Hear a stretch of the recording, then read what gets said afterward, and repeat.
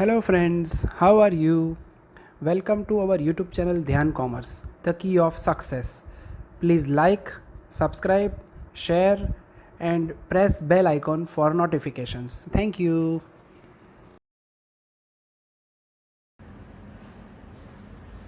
जय माता दी स्टूडेंट्स, बच्चों welcome to online lectures of Dhyan commerce. अब हम एक नया टॉपिक लेने वाले हैं जो कि है हमारा variance ratio test, F test. Ultimately इस जो टेस्ट को है उसे कहा जाता है स्नेडेकोड्स एफ टेस्ट आल्सो, ठीक है।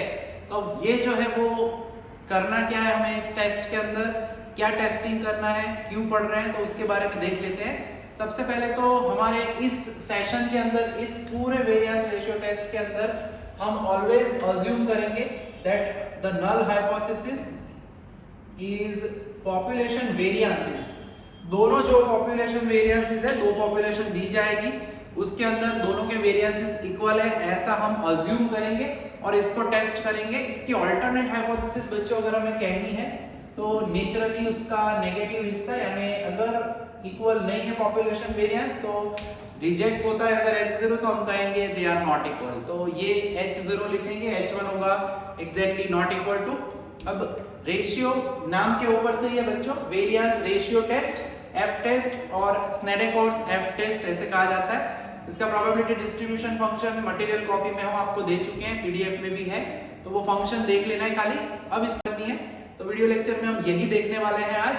तो f जो है वेरिएबल हमारा, f जो स्टैटिस्टिक है, आगे हम वैसे दो पार्ट देख चुके हैं, टी टेस्ट देख चुके हैं, उसके पहले z वाला वेरिएबल जो है, जो कि गुजरात यूनिवर्सिटी एमकॉम के अंदर सिलेबस में है, बाकी दूसरी यूनिवर्सिटीज में कभी होगा या नहीं होगा तो वो आप ऑब्जर्व कर लेना। तो टी टेस्ट देखा हमने, फिर काई स्क्वायर टेस्ट को भी देखा है।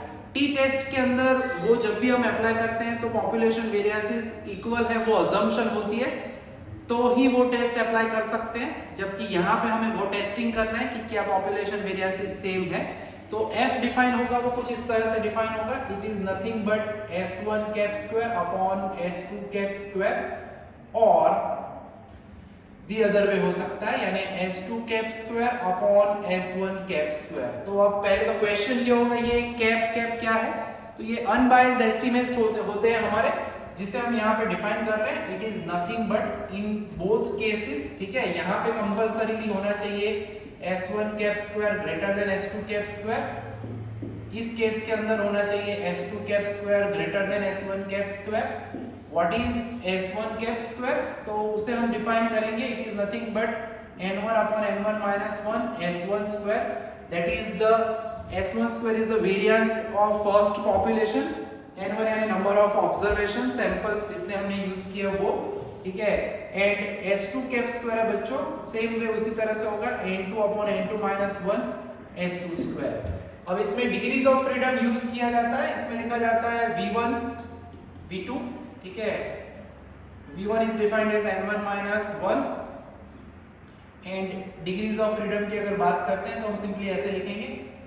अब डायरेक्टली भी लिखा जाता है, कभी कभी डिग्री ऑफ फ्रीडम चेक करने के लिए हम उसे सीधा ही लिख देंगे, v1 v2 को इस तरह से लिख सकते हैं। तो सिंपली वैल्यू अप्लाई करने के लिहाज से कहें तो आप v1 यानी समझ सकते हो n1 माइनस 1 n2 माइनस 1। यहाँ पे मेन कंडीशन ये रहती है कि the numerator should be greater than denominator, दोनों ही केसेस में, इसी वजह से numerator is always greater than denominator. ये कंडीशन है एफ टेस्ट के लिए। जब भी हम ये रेशियो लेंगे, वेरिएंस रेशियो लेने का ये हिस्सा है कि खास ध्यान रखना है the numerator should be greater than denominator, ठीक है। तो ये अप्लाई करना है, इसके लिए हमें पूरा एक एफ टेबल दिया जाता है, ठीक है, जो कि बुक के अंदर दिया हुआ है हमें, सुधीर पब्लिकेशन एमकॉम के अंदर रिसर्च मेथड में। एंड बाकी जो बच्चे हैं दूसरे यूनिवर्सिटीज के, उनको भी अपने मटेरियल कॉपी में या उनको जो भी बुक रेफर करने के लिए दी जाती है उसमें भी उसकी लिंक या तो टेबल भी दिया जाता है, और आपको वो लिंक भी मैं रख दूंगा। तो आपको वो एफ टेस्ट में टेबल जो यूज करना है, हर एक में टेबल की वैल्यू जरूरत पड़ती है, टेबुलेटेड वैल्यू, तो उसका इस्तेमाल करके हम कंपैरिजन करते हैं। यहाँ पे भी वही केस रहेगा, इन आइदर केस दोनों में से जिस किसी तरह से हमें एफ कैलकुलेटेड मिले, टेबुलेटेड वैल्यू से वो अगर लेस देन या इक्वल टू होता है तो हमारी हाइपोथेसिस H0 एक्सेप्ट हो जाएगी, अगर रिजेक्ट होता है तो हमारी हाइपोथेसिस ग्रेटर देन होता है F calculated greater than F tabulated हो तो हमारी हाइपोथेसिस जो है वो क्या हो जाएगी, रिजेक्ट हो जाएगी। ठीक है, तो बच्चों अब देख लेते हैं हमारा पहला एग्जांपल जो कि बुक के अंदर से मैं ले रहा हूं, यहाँ पे सुधीर पब्लिकेशन की बुक है बीआरएम की, तो वो सब है। एंड जीएलएस एसएमपिक जो यूनिवर्सिटी है उनकी जो मटेरियल कॉपी है उसमें भी ये सेक्शन डी में पहला सम दिया गया है, वो हम सबसे पहले ऑब्जर्व करेंगे।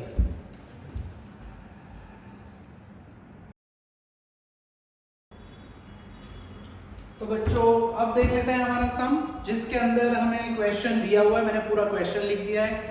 मैंने जैसे कहा कि हमारी गुजरात यूनिवर्सिटी के बच्चों की जो एमकॉम सेम 1 की बुक है उसमें सेकंड नंबर है, उस हिसाब से मैं नंबर लिख रहा हूँ। एसएमपिक में सेक्शन डी है, उसका पहला सम है यही। ठीक है, एक्सरसाइज जो आपको दी गई है उसमें। तो मेथड जो है बच्चों क्या है, तो हमें सबसे पहले तो अब हम कैप S1 कैप स्क्वायर नहीं लिखेंगे, हम यहाँ पे जो डिफाइन करने वाले बच्चों एफ कैलकुलेटेड वो या तो होगा n1 upon n1 minus 1 s1 square upon n2 upon n2 minus 1 s2 square. ये पता कैसे चलेगा, तो हमें ये दो वैल्यूज ढूंढनी होगी, यानी पहले हम n1 upon n1 minus 1 s1 square ढूंढेंगे and same way for the other part, मगर उन सभी के लिए पहले ढूंढना पड़ेगा s1 स्क्वायर s2 स्क्वायर, यानी वेरिएंसेस ढूंढने पड़ेंगे और वो स्टार्ट बाद में करना है। सबसे पहले हमें नल हाइपोथेसिस लिखनी है that sigma 1 square is equal to sigma 2 square। ठीक है, तो ये है पॉपुलेशन वेरिएंसेस। क्वेश्चन में भी पूछा गया है कि there is no significant variation in the products, यानी दोनों में वेरिएंस जो है वो सेम होंगे, वेरिएशन नहीं होगा। Variances of both the population जो है, दोनों मशीन से जो प्रोडक्ट्स बन रही है उसमें कोई वेरिएशन नहीं है, यानी difference between two variances zero. इसे आप ऐसे भी लिख सकते हो, डिफरेंस नहीं है यानी sigma 1 square minus sigma 2 square is zero. ठीक है, यानी नो वेरिएंस, डिफरेंस दोनों के डिफरेंस वेरिएंस में कोई डिफरेंस नहीं है, इसी वजह से लिखा जाता है इक्वल। आपको ऐसे लिखने की आवश्यकता नहीं, आप सीधा ही लिखोगे तो चलेगा, sigma 1 square is equal to sigma 2 square. बच्चों अब जो काम करना है, हमारे पास बहुत सारी फॉर्मूला होती है वेरिएंस की, स्कूल के अंदर आप पढ़ चुके हो। एस स्क्वायर होता है basic sigma X minus X bar square upon N, पहली फॉर्मूला है। उसके बाद दूसरी फॉर्मूला अवेलेबल होती है, आपको पता ही होगा, हम जब ऑब्जर्वेशन छोटे हो तो ये फॉर्मूला यूज करते थे, sigma x i square upon n minus sigma x i upon n whole square. तो ये भी एक फॉर्मूला है। ठीक है, वैसे डीआई वाली भी फॉर्मूला होती थी, बट हम इन दोनों में से एक फॉर्मूला यूज करेंगे। जैसे जैसे एग्जांपल्स आगे बढ़ते जाएंगे बच्चों, हम वो फॉर्मूला यूज करेंगे। वैसे टी टेस्ट में हमने ये सभी फॉर्मूला यूज की हुई है, तो आपको पता ही होगा वो पार्ट, या फिर उसमें भी आप ऑब्जर्व कर पाओगे टी टेस्ट के एग्जांपल्स में। तो चलिए शुरू करते हैं हमारा सम।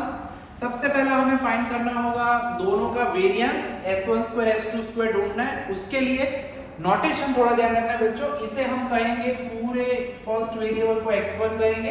अब हम जो फॉर्मूला यूज करेंगे, ज्यादातर s1 स्क्वायर के लिए मैं यूज करूंगा नॉर्मल, अभी जो मैंने सेकंड फॉर्मूला बताई वही, sigma x1 square upon n1 minus sigma x1 upon n1 whole square.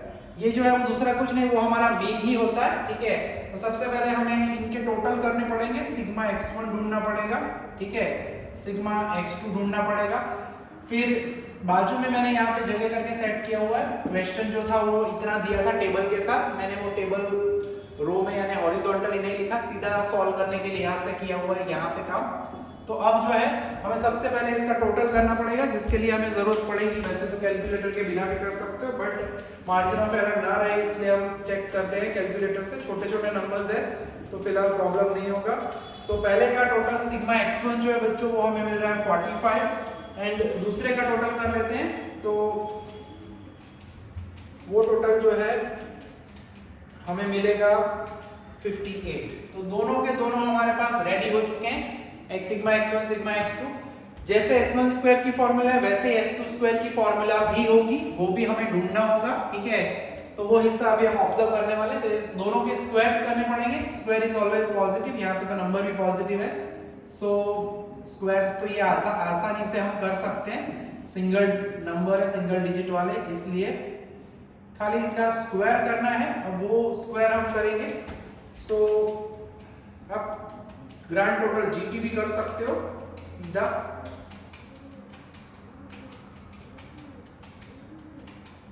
So sigma x1 square हमें मिल रहा है 219। उसी तरह से बाकी के स्क्वायर्स कर लेते हैं।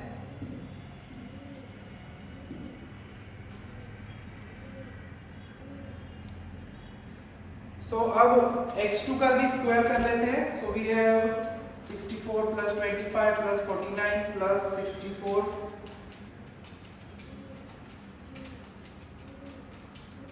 तो टोटल जो है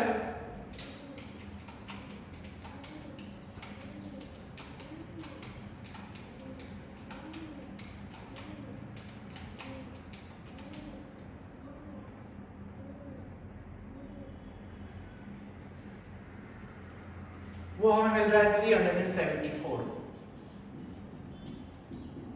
तो टोटल हमारे पास रेडी हो चुके हैं सभी। अब दोनों के दोनों हिस्से में ढूंढ लेते हैं। जैसे कि मैंने कहा है ये हिस्सा मिलेगा डिपेंडिंग ऑन डिनोमिनेटर न्यूमरेटर। अगर आपका s1 स्क्वायर वाला हिस्सा बड़ा है तो ये ऊपर आएगा, या फिर दी अदर वे भी हो सकता है, जो मैंने पहले भी कहा है, आगे हम वो लिख ही चुके हैं हिस्सा।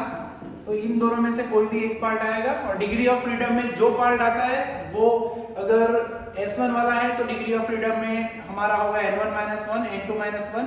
तो वो टेबल में देखने का तरीका है, वो भी हम देख लेंगे बाद में, ठीक है। तो सबसे पहला काम है बच्चों, हम ढूंढ लेते हैं s1 स्क्वायर, क्योंकि अब वैल्यूज तो रेडी है। फॉर्मूला में खास ध्यान रखना है, सिग्मा x1 अपॉन n1 का ये होल स्क्वायर है। सो वैल्यूज में हमारे पास जो है वो रख देते हैं। सो x1 स्क्वायर यानी 219 अपॉन n1। यहाँ पे आप ऑब्जर्व कर सकते हो कि n1 यानी टोटल 3 3 6 3 9 1 10 है 10। सिग्मा x1 यानी हमारे पास है 45 अपॉन n1 यानी 10 का स्क्वायर होगा। So this is 21.9 minus this is nothing but 4.5 का स्क्वायर। सो 4.5 का स्क्वायर करना पड़ेगा। 4.5 का स्क्वायर होगा 20.25। सो 21.9 में से माइनस करेंगे तो ये मिलेगा 1.65। एंड हमें s1 स्क्वायर की ही सीधी जरूरत है बच्चों, तो यही हम यूज कर लेंगे। अभी आगे बढ़ते हैं हम। अब s2 स्क्वायर, वैसे तो ये वेरिएंसेस के ऊपर से पता चल जाएगा कि कौन सा पार्ट बड़ा होगा, क्योंकि n1 n2 दोनों में सेम है। ऐसा भी हो सकता है बच्चों, कभी आपको वैल्यू जो है ऑब्जर्वेशंस जो है प्लस माइनस यानी एक में 9 दूसरे में 10 ऐसे भी दे सकते हैं। टी टेस्ट में ऐसे सम्स देखे थे हमने। तो x2 square upon n2 minus sigma x2 upon n2 whole square. छोटे छोटे एग्जांपल्स भी होते हैं जिसमें रेडीमेड आपको वेरिएंसेस दिए जाए और खाली f की कैलकुलेशन करनी हो। वैसे भी एक दो सम हम देखने वाले हैं आज के सेशन में। तो सिग्मा x2 स्क्वायर यानी 374/10। x2 हमारे पास है 58, सो 58/10 का square. So this is 37.4 minus 5.8 का स्क्वायर। सो 5.8 का स्क्वायर करते हैं तो इट इज 33.64। सो 37.4 में से बच्चों उसे हम कर देंगे माइनस, तो हमें मिल जाएगा हमारा s2 स्क्वायर।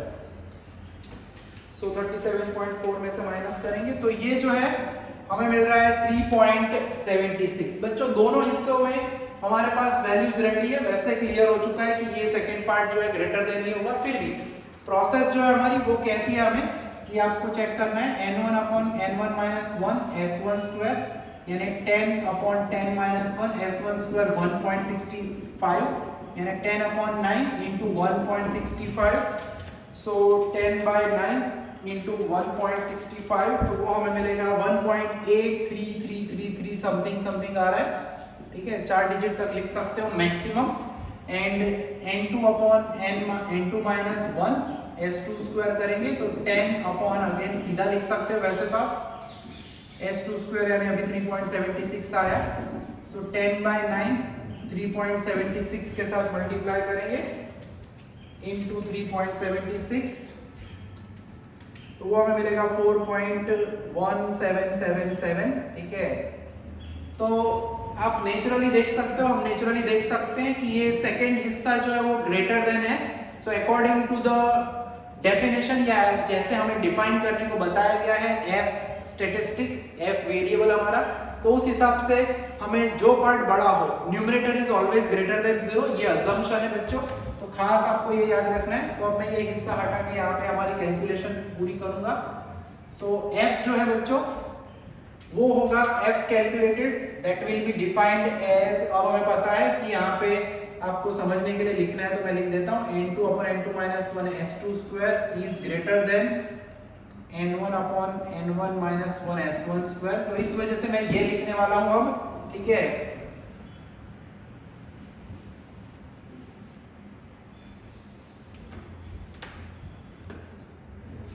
तो रेशियो डिफाइन होगा इस तरह से, जो हिस्सा बड़ा होता है वो ऊपर रहता है, ऐसा हमें बताया गया है इस टेस्ट में, तो उस हिसाब से काम करना है। एंड देन रेशियो में तो अब कुछ ज्यादा करना नहीं है, दोनों वैल्यूज तो हमारे पास रेडी है, तो कैलकुलेशन इजी हो जाती है, डिवाइडेड बाय 1.833। सो रेशियो ले लेते हैं 4.1777। अगर आप चाहो तो 2 डिजिट में भी यूज कर सकते हो वैल्यू, कोई टेंशन नहीं है। Divided by 1.8333, so it is 2.278, we can write it as 2.28, ठीक है। अब यहाँ पे भी बच्चों वही कॉन्सेप्ट है, बुक के अंदर भी यहाँ पे क्वेश्चन में बताया नहीं जाएगा। डिग्रीज ऑफ फ्रीडम हमें देखना है, लेवल ऑफ सिग्निफिकेंस अगर ना बताया जाए तो हम 5% लेवल ऑफ सिग्निफिकेंस ही लेंगे यहाँ पे भी, ठीक है। डिग्री ऑफ फ्रीडम हमारे पास रेडी है, टेबुलेटेड वैल्यू सीधा हमें ले लेनी है। ऐसे हमारे पास सम्स बहुत सारे हैं तो 1 बाय 1 हम करेंगे। तो टेबल अभी फिलहाल तो है नहीं, 5% लेवल लेंगे हम, at 5% level. I mean board पे मैं टेबल नहीं दिखा रहा अभी, मैं टी टेबल जो है वो ग्रुप में भी शेयर कर दूंगा, तो आप ऑब्जर्व कर पाओगे कैसे कैलकुलेट करना है। और मैं अभी थोड़ा एक्सप्लेन भी करने वाला हूँ टेबल की वैल्यूज को।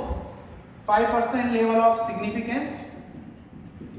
अब डिग्री ऑफ फ्रीडम कैसे लेंगे बच्चों, तो डिग्री ऑफ फ्रीडम हम यहाँ पे ऑब्जर्व कर पाएंगे, बड़ा हिस्सा है यानी ऊपर 2 वाला है तो n2 minus 1 n1 minus 1, this is numerator and this is denominator, ठीक है। टेबल के अंदर जब भी हमें वैल्यू देखनी होगी, टेबल में हमें 5% लेवल ऑफ सिग्निफिकेंस के लिए जब भी दिया जाता है तो ये न्यूमरेटर होता है, ये डिनोमिनेटर होता है।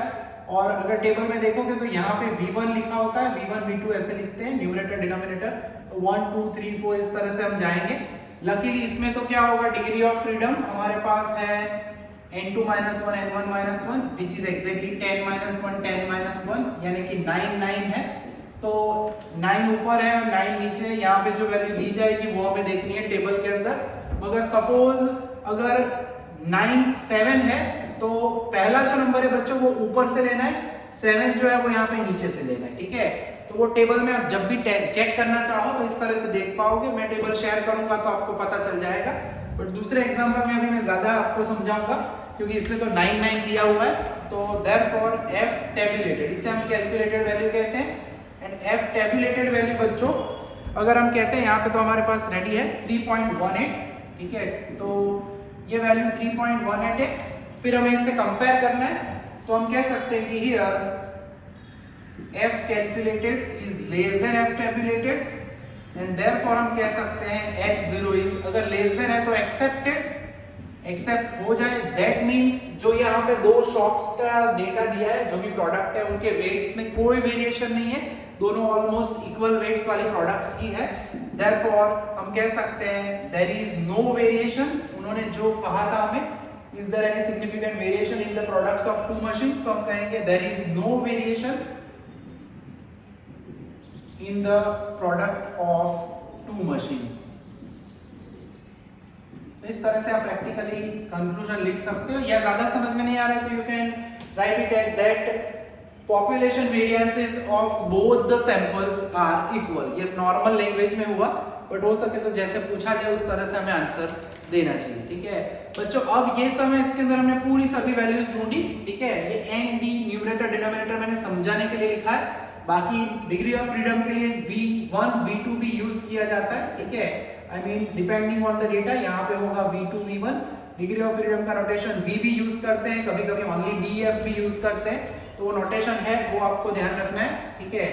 तो अब हम देख लेते हैं छोटे छोटे 2 एग्जांपल जिसके अंदर ये सारी इतनी सारी कैलकुलेशन जो टेबल की हमने की है वो आपको करने की जरूरत नहीं रहेगी।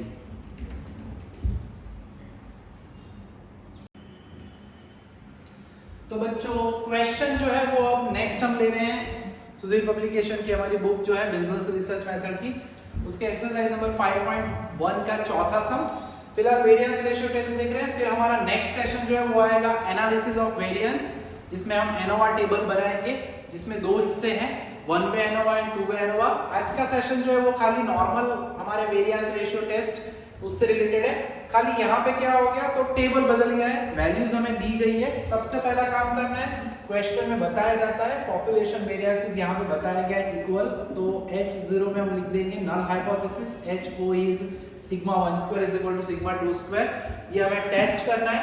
दिया क्या गया है, हमारे पास है n1 is equal to 10, n2 is equal to 13, mean दिए गए हैं, x1 बार इज 50, x2 बार 52। वैसे हमें मीन्स की कोई आवश्यकता नहीं है, बट एग्जाम में जब टी टेस्ट और एफ टेस्ट के सम साथ साथ में हो तो कंफ्यूजन क्रिएट हो सकता है, ध्यान रखना है। वहां पे जो है वो मीन से रिलेटेड पार्ट होता था टी टेस्ट के अंदर, वहां पे हम एवरेज वैल्यू को कंपैरिजन करते थे, यहाँ पे जो है वेरिएंसेस को कंपेयर करते हैं बच्चों। तो ध्यान रखना है दो चीजों में, इसीलिए ये दिया गया है। अब ये जो है वो क्या होगा, तो इसमें हम नोटेशन में जैसे मैंने आगे कहा था, पहले वेरिएबल की वैल्यूज को x1 कहते हैं, वैसे यहाँ पे हम लिखेंगे x1 माइनस x1 बार का स्क्वायर 144, सिग्मा यहाँ पे हम लिखेंगे x2 minus x2 bar square which is 264। तो इसके ऊपर से हमें जो है बच्चों वैल्यू मिल जाएगी। हमें पहले फाइंड करना होगा s1 स्क्वायर s2 स्क्वायर, जो कि अब उतना मुश्किल नहीं है, क्योंकि फॉर्मूला जो है दूसरी फॉर्मूला हम यूज करेंगे अब, यानी s1 square is equal to, वैसे हमें पता है सिग्मा x माइनस x बार स्क्वायर अपॉन n लिखते हैं। यहाँ पे उसका सबस्क्रिप्ट यानी 1 1 1 यूज करेंगे, तो वैल्यू हमारे पास है 144 डिवाइडेड बाय 10। पहले में तो कोई टेंशन नहीं है, 14.4 होगा, ठीक है। उसके बाद s2 स्क्वायर भी ढूंढ लेते हैं। s2 स्क्वायर यानी it is nothing but, formula भी लिखना जरूरी है हर बार, सिग्मा x2 माइनस x2 बार का स्क्वायर अपॉन n2, ऊपर वाले में 1 लिखना है। सो अब लिख देते हैं 264 डिवाइडेड बाय 13, तो जरूरत पड़ेगी हमें हमारे कैलकुलेटर जी की। सो 264 डिवाइडेड बाय 13 करेंगे तो भी वो मिलेगा हमें 20.3076 मिल रहा है, अप्रोक्सीमेटली लिख सकते हैं हम उसे 20.31।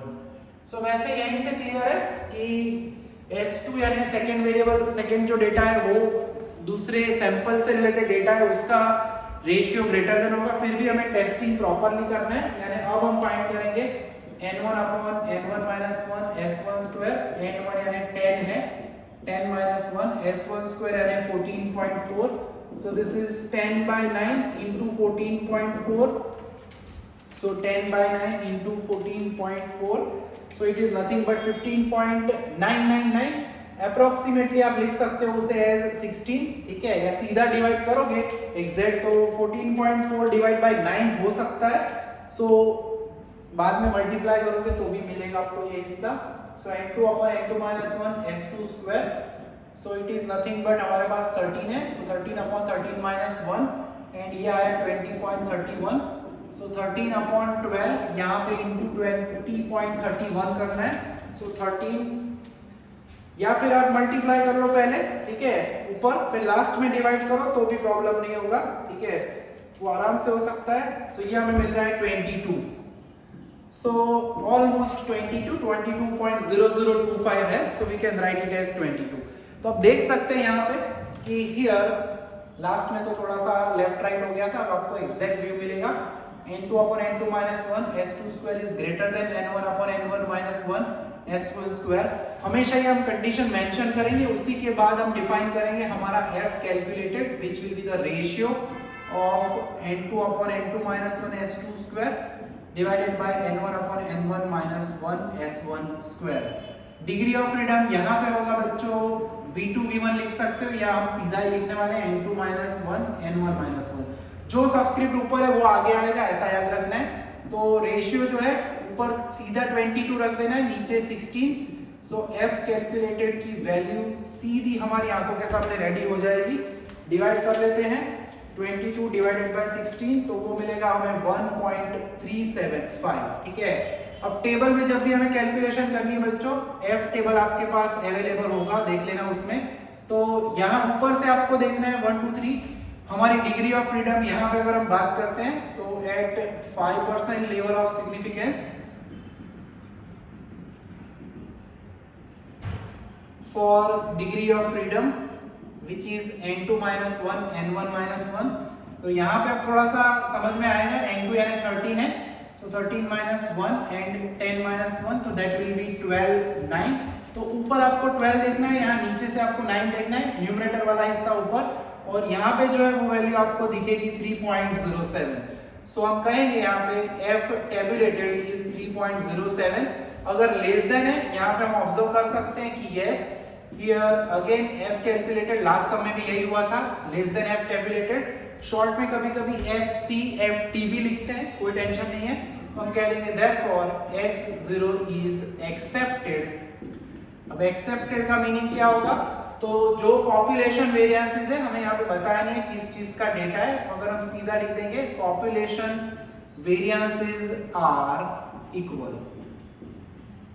ठीक है, तो दो सम देखे बच्चों, उसमें हमने दो अलग अलग फॉर्मूलाज यूज किए हैं। एक और सम अभी हम देखने वाले हैं, छोटा सा सम, जिसमें सीधा आपको अगर दिया जाए s1 स्क्वायर s2 स्क्वायर तो क्या होगा, तो देख लेते हैं आज के इस वेरिएंस रेशियो टेस्ट की पहली जो नॉर्मल मेथड है उसका आखिरी सम।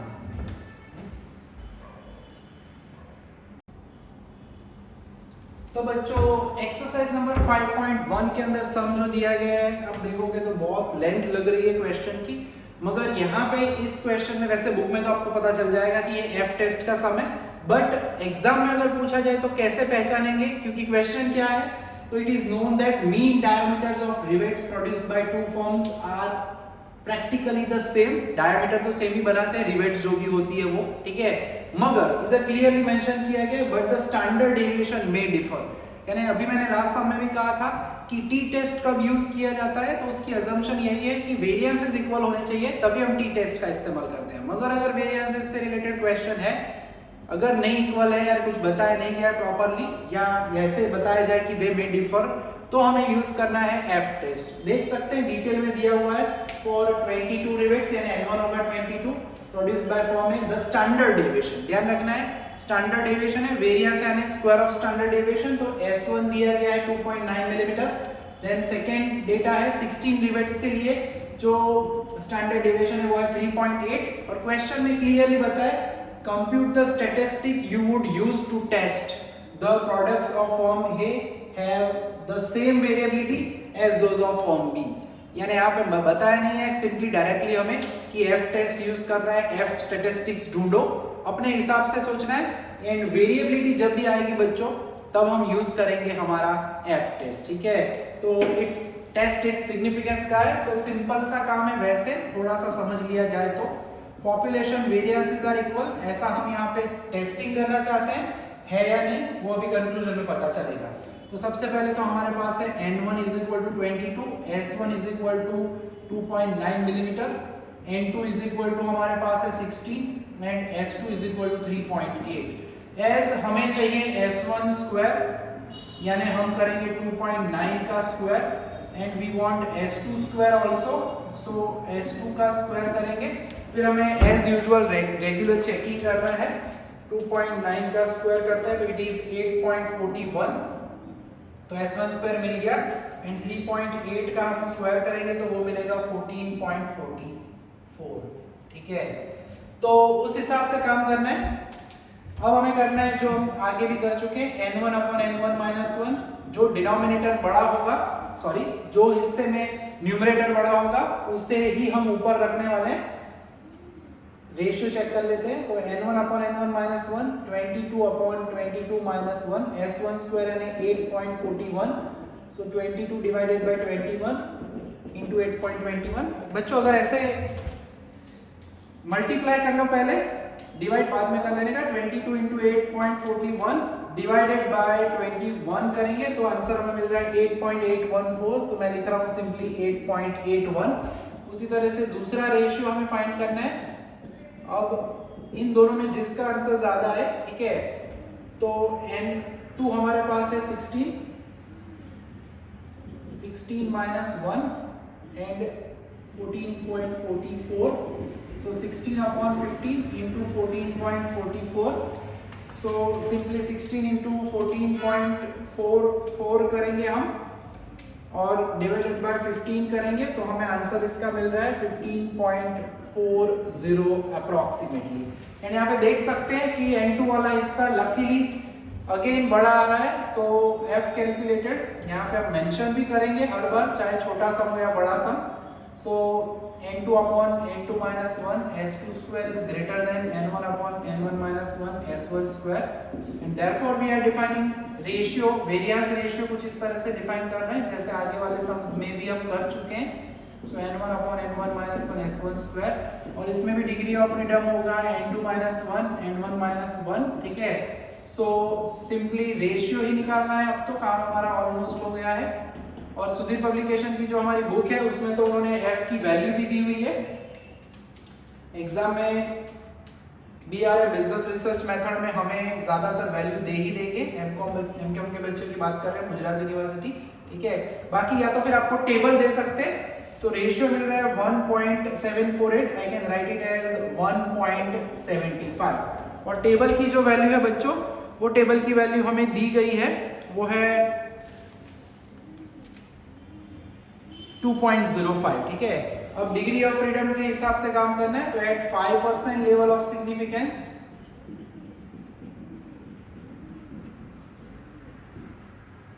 For degree of freedom. यहाँ पे बच्चों ऐसा जरूरी नहीं कि आप ये लिख के बताओ कि N2 minus 1, N2 यानी हमारे पास 16 था, 16 minus 1 आप डायरेक्टली लिख सकते हो, यानी 15, 21।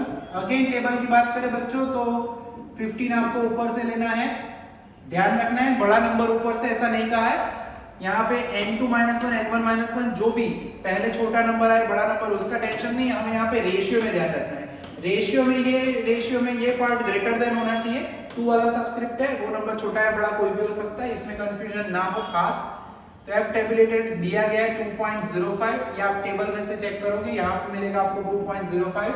सो देयरफॉर हम कहेंगे F calculated is less than F tabulated। on other time आप देख सकते हो यहाँ पे, तो therefore हम कह सकते हैं, उन्होंने पूछा था कि वेरिएबिलिटी सेम है, तो हम कह सकते हैं कि yes the products of firm A have same variability, इस तरह से लिख सकते हो, या variances are same, the product of firm A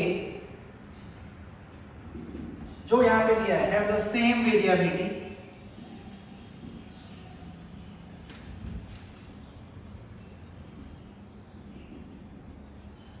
जैसे दिया है as those of form B.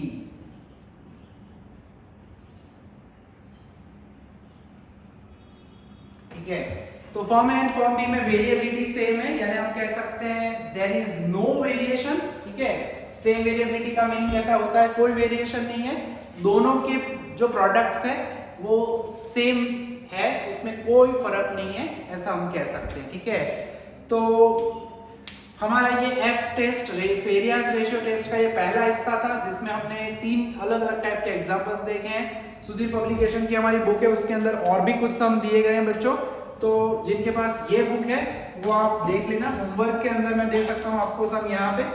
ठीक है, और बाकी के बच्चों को भी मैंने पीडीएफ तो शेयर की हुई है, तो आप वो भी देख लेना। इसमें एक्सरसाइज नंबर 5.1 का तीसरा सम आपको देखना है, एंड उसके बाद छठा सम देखना है। 6th सम के अंदर ओल्ड एडिशन के अंदर प्रिंटिंग में गड़बड़ थी, N2 की वैल्यू प्रिंट नहीं हुई थी, तो वहां पे N2 7 आप लिख देना, अगर आपके पास एडिशन में करेक्शन नहीं किया गया है तो ही सम कंप्लीट कर पाओगे। ठीक है, तो बच्चों एफ टेस्ट के पहले सेशन का ये काम कंप्लीट हुआ।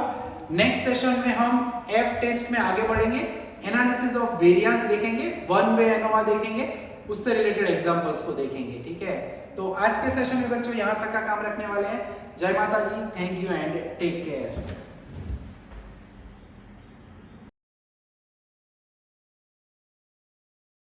Please like, subscribe, share and press bell icon for notifications.